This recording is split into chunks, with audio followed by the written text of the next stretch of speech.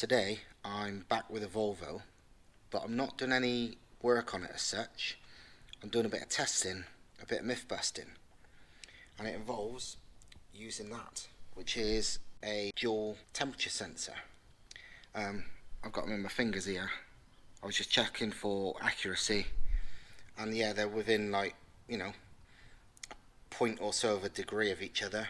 But basically what I'm going to do is check how true people's worries about, sucking in hot air from the engine bay really is. Yeah, it's not ideal, but is it the big deal a lot of people think it is? I don't believe so. Basically, enough air far more important than cold air, but even ignoring that, I don't think the air under the bonnet when you're driving in most sensible-ish positions for air filters is that bad anyway. I think personally there's so much air going in and out and so much air being sucked in, the air inside the engine bay doesn't get that much of a chance to get hot. I'm going to use a Volvo for testing purely because it works. You could use anything, but the Volvo's as good as anything. And I'm going to use this dual temperature sensor thing, which is pretty basic. It's running off what's basically a radio controlled car battery, which I've modified the plug to that rather than running it permanent 12 volt in the car, because I don't need to know these temps all the time. It's just purely for testing to see if things are working properly. And what I'm going to do is I'll run one probe just outside for ambient, so we know what it's like out there, but away from winds, isn't giving false signals because of wind chill. And I'll put the other in various places under the bonnet and stuff like that, and we can really see what the difference is. I think a lot of people don't realise or think about when they bang on about inlet temps being high and stuff is, yeah, when you've got your bonnet open on the dyno, it's going to get cooler air. It's not sucking in so much hot air because the bonnet's open. And when the bonnet is closed on the dyno, fuck yeah, it's sucking in a lot of hot air, so it's not as good. So you would lose power. But on the road, I don't think that's the same. It's not going to be as much hot air as static on the dyno. So in reality, I don't think it makes much fucking difference. But let's find out, shall we? Right, this is the setup, what I'm going to use. I've put the one sensor as ambient. It's there behind the grille, so while it's going to get no actual, direct airflow, as in to make it false, because obviously cold air hitting it helps, it's not, it's away from any heat. That will be outside temp basically. And the other sensor, obviously I'm going to move it to various places to test various things, but the first place is here, just on the back of the radiator. The reason for this one, and the kind of inspiration to test this full stop, was because Mark's FDRX7 now, the air filter, rather than that crappy turbo guard directly on the turbo, is a 90-degree bend and then a big K&N along the front, because in all honesty that's the only place you can realistically put a good sized filter on it. But as ever, people would be going, oh, hot air from behind the radiator and all that crap, but I don't believe that's really true. The temperature drop from the inlet to the outlet of the radiator, as in the water temp drop on any radiator, is quite low, so I can't honestly see the heat rising massively from the front of the radiator to the rear, not while on the move. So, well, let's find out, shall we? That'll be my first test. I'll show you how it's rigged up in the car.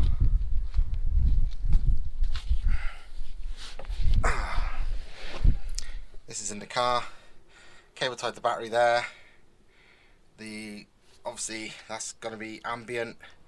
That is post radiator temp. As you can see, it's fairly close at the moment. It's a bloody hot day today. I think it's 20.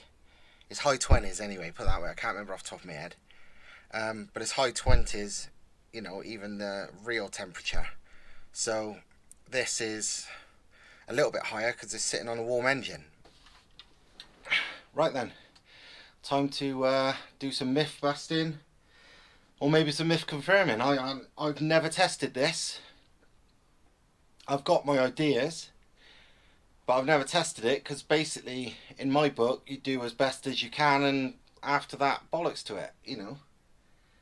But this will maybe disprove a lot of internet experts' theories. So let's see. Like I said, that's ambient. That's the thing where supposedly it's going to be hot. I don't know where you can see it, but I'll be taking notes anyway, and hopefully be shouting out to you to tell you what it's saying as well. So let's go look. It is very hot today though. Jesus Christ, it's boiling. What is the temperature? 27 degrees outside at the moment, meant to be. So that's 10 above ambient. But whatever. Like I said, the real temperature don't really matter. It's more that versus that. Consider that a best case scenario, and that is, you know, whatever losses we got. A bit of movement, and that's rapidly dropping. Nearly 5 degrees lower already, very close to real ambient now. And that's actually dropped a bit too. That's now pretty much ambient. 27 is roughly what it is outside. 27 and 40 at the moment. Obviously just driving normally, but 27 and 40. That's not much. Creeping up a bit now, 45. But yeah, 27 is the real outside temperature, as you can tell. So this is quite accurate. Quite impressed with that. At the moment it's showing a temperature differential of about 15 to 20, and that is realistically what you get on the inlet and the outlet of the radiator water temp differences. So it's quite cool. Only 15 above ambient on a run, and we're doing like 60 odd. Less than 15 above ambient, even with loads of boost, it makes no difference. As long as your water temps are stable, that stays stable.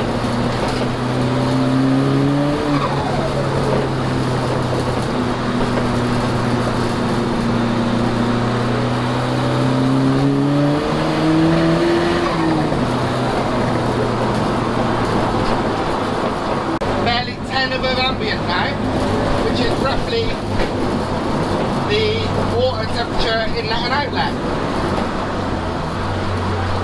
Yeah, literally 11 above ambient at the moment.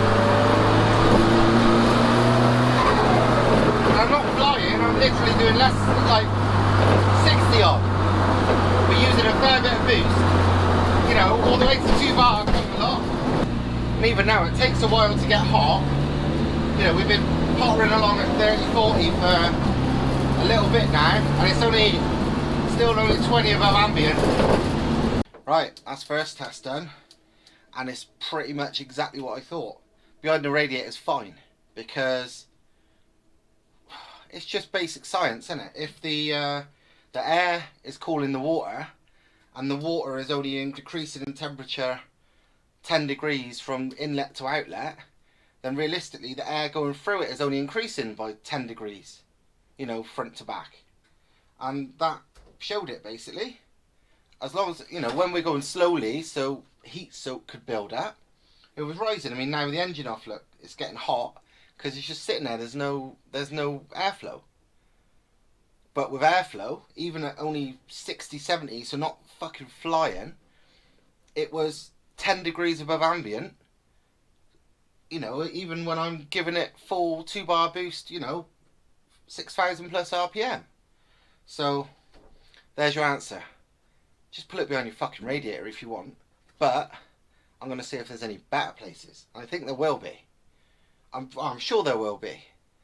So let's have a look, see what's better. Obviously, was doing the Airfield heat soak test with the Volvo, but it was inspired by Mark's RX-7 and what somebody said in it was an Instagram comment actually, saying, "Oh, filter there be heat soaking like fuck." And obviously in this Volvo video I've proved it's only about 10 above ambient, because that is the temperature differential of inlet and outlets of rads, and obviously the only thing that's cooling it is the air, so the air is realistically only getting about 10 degrees hotter. But a good example of this is we have literally just got back from ragging it around, and I can't touch, fuck no, you can't touch anything, you can't even touch compressor housing. Oh fuck, not even that, you can't touch anything. Rotaries get ridiculously hot, but the air filter, it's fine, it's barely warm. It is literally,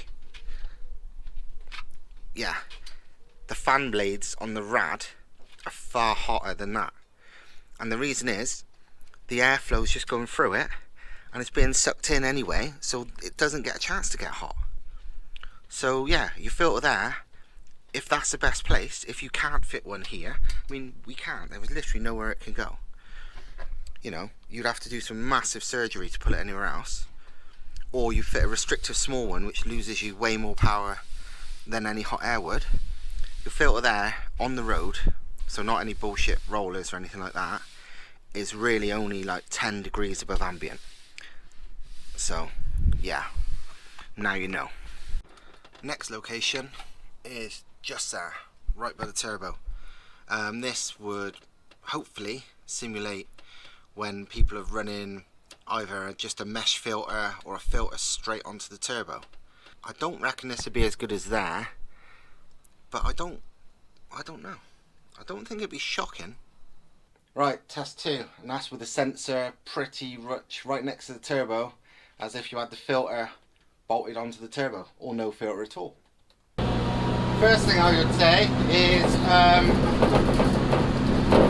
at low speed it definitely seems to get hotter. Much worse than behind the radiator.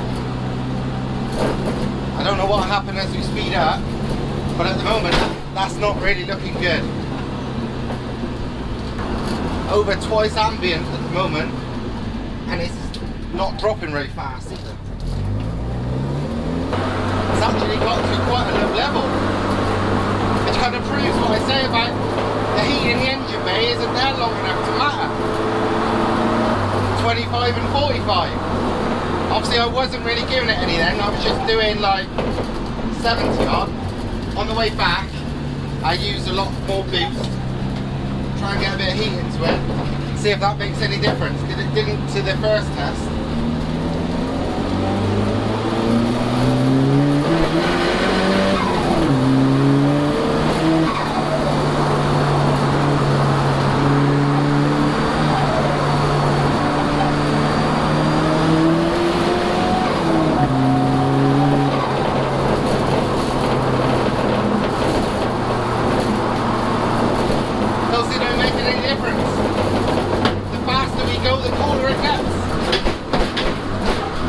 Low as behind the radiator, but not exactly bad.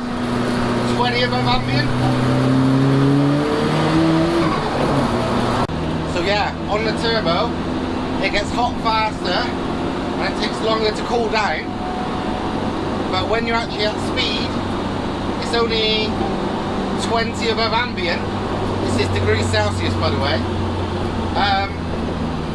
which isn't bad at all, really. Fucking nothing. That one right on the turbo, so boiling hot, about 2 inches from the manifold, about an inch from the compressor wheel, well, compressor housing, and on a run, once we was up to speed, it was only about 20 degrees above ambient. It got hot fast, like going slowly, and it took a lot longer to cool down than behind the radiator, but it was still only 10 degrees hotter than behind the radiator and 20 over outside temp. And 20 over outside temp is bugger all, really. Not like people like to think on the internet. They think it's boiling there. It's boiling if you're not moving, but when you're doing fucking 50, 60, 70 mile an hour. Next test is a position where I've got the air filter now, which is right down in the corner behind the headlamp, but right above a homemade duct that I made as well, and also right next to that one as well. So in theory that would be the coolest place. How much difference it makes compared to the previous test, I don't know. This should be better, but in reality, you know, even the first test was only 10 above ambient, so even this wouldn't make much, if any, difference, even if it was dead on ambient. But let's have a look if it was worth the effort. I've got a funny feeling it might not be, you know. So far, they're within 2 to 3 degrees of each other, which is good. And bearing in mind there's no like heat shielding like some people put around the engine bay, you know, to block off air from the other bits. So far 5 degrees. I'll do the same journey as before. Consistently about 5 degrees. Still about 5 degrees. 24 to 28. Wow. Yeah, 23.5 to 27.5. Aside from the battery dying before the end of that last test, you saw what's happened, I think. Basically, with the, you know, temperature sensor down there where the air filter is, right above a fresh air duct, it was only 5 degrees above ambient. It barely rised even at low speed, and it just sat there no matter what.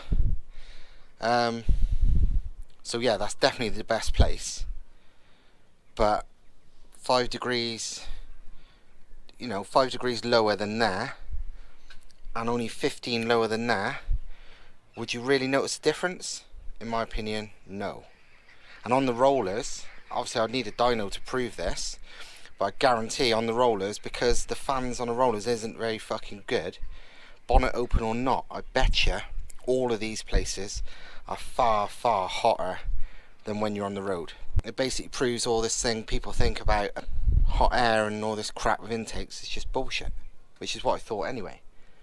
Yeah, static with a bonnet down, fuck yeah, it's worse, as in on the rollers, compared to up. But bonnet down and actually driving at 60-70 miles an hour, nah, this is fine.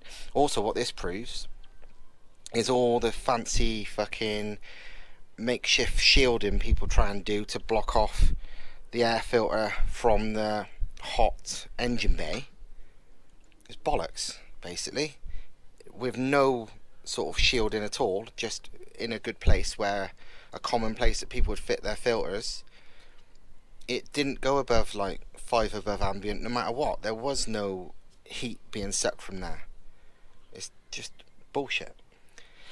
And as all the tests prove, no matter how much you put your foot down, you know, the engine heat, you know, boost and whatever makes no difference to this, because an increase in speed increases the airflow in and out, and that's what makes a difference. So basically, the faster I was going, the lower the temps were staying, no matter how hard I was driving, whether I was cruising or giving it full 2-bar boost. They consistently stayed lower and dropped faster the better they were. So like there, they stayed low really easy and didn't get hardly at all no matter how slow I went. Here, below about 40, it started getting relatively warm, but it dropped down real fast. And there, it got pretty bloody hot at low speed, and it took a while to drop down, but when it did drop down, it was, you know, only 20 above ambient anyway. So, you know, anyway, my next test I'm going to do, just out of interest, because I want to know how good this intercooler is, because I've never ever, you know, this is just the intercooler it came with. All I've done was move it into a slightly better place, but I can't really fit a bigger one due to, well, the way the layout is on these things. I'm going to do an intercooler inlet and outlet temperature test. So one probe in there, one probe there, and we go for a drive. This one will get worse as you put your foot down, because obviously heat soak does that. You know, unlike the other ones where it was all about speed, this one will be more about how much you're, you know, giving it the welly. All this will show, which will be quite interesting to some people, who you know don't know about it is how fucking hot it is pre-intercooler, and the massive drop pre-intercooler to post. The way I see it, as long as it's below about 40 degrees there, it's not worth changing it to a better one, no matter what the outlet is. I mean, the outlet temperature is just going to be, it's your compressor efficiency, and because it's a fairly old school turbo and running 2-bar boost, this will be hot.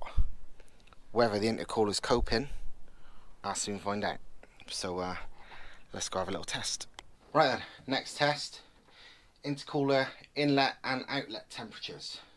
I can't remember on here which one's inlet and which one's outlet. I think this will be inlet, that will be outlet.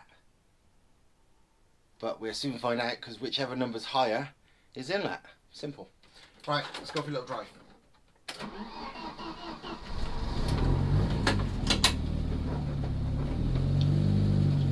Oh fuck yeah, that will be inlet. Look at it rise. And we're not even on boost. As you can see, off boost, it's not bad. I mean, obviously, with no intercooler, it will still be bloody hot. Because bearing in mind, that's still 35 above ambient. And that's round about ambient. But when I put my foot down, that will rise, but it depends how high that will rise.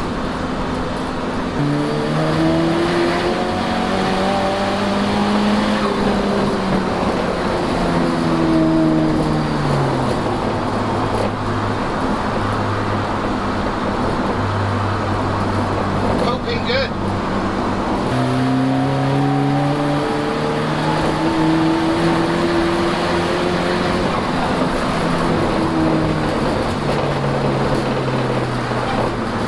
Beyond the temperature, I'm still not even 30. And that was fast. I'm not going to say what speed, but it was fucking fast. But yeah, the intercooler's bloody brilliant, to be honest. I mean, to cope with that, and this is only a cheapy Chinese intercooler. Now it's maxed out now. Stuck on high. I think I might have broke that sensor, you know.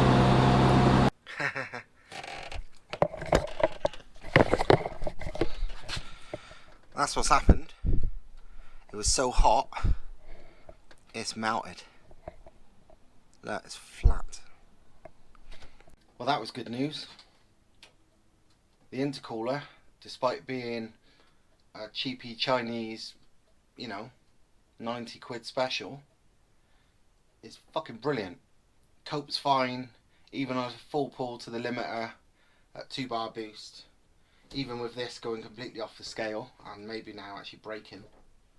Doesn't heat soak, even driving slowly. It stays what's ambient basically. And that's practically touching the radiator as well, because people try and say, oh, the heat off the radiator heat soaks into the intercooler. And that's rubbish as well, as that proves, because obviously the radiator is going to be 80-90 degrees. I mean, you know, that's not the biggest intercooler in the world. I mean, you've seen it in a previous video, I think. It's not small, but it ain't massive. It's like 3-inch, typical, what do you call it, like 600, 300, 75, whatever. So, yeah, it's as big as you can realistically fit on one of these, but it's not enormous. It's not like one of those GTR intercoolers.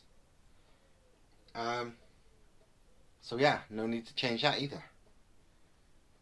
So all in all, fucking good times. Right, so here we are. The conclusion to that is having your air filter there on the road is fine. And your air filter there with a duct, brilliant. And your air filter there on the turbo, it's fine still. It's nowhere near as good as there or there, but it's not bad like people think. The intercooler test proved that A, the Chinese intercooler is working just fine even at 2-bar boost, and it certainly doesn't get any heat soak from the radiator, which it practically touches. There's a gap of less than an inch. The filter being there with no heat shielding proves that doesn't matter a toss at all either. And overall, it is kind of the result I expected, but it's not the result most of the internet like to say or think, despite never testing it. I mean, I've never seen this test done. It must have been done in the past, because a good example is rallycross cars. It's very rare to see a rallycross car with anything but a massive cone filter, and they've often got them like just there or wherever, because like I always say, enough air is better than cold air, so a little air box would be restrictive. And because they know it doesn't make much difference, you know, because the air in the engine bay is constantly being replaced with new air as you're being, you know, as you're going down the road or the track, it doesn't get as hot as people think. And on rallycross cars especially, the radiator is normally in the back, so you haven't even got the, you know, 10 degree, 20 degree temp increase through the rad. You know, all you've got is the intercooler, which rarely blocks the entire front of the car, and even when it does, it doesn't seem to make a whole lot of difference. So yeah, myth massively busted, and good for me to know as well, because it's put my mind at rest. Because as much as you know, I'm fairly confident in what I think I know, people saying otherwise always makes me doubt myself sometimes. So I do a test like this, and it proves kind of what I expected, is they're full of shit, because they're just guessing. And what I was thinking, even when I haven't tested it, which just seemed like common sense to me, was right. So happy days. And hopefully that lot has helped you lot too.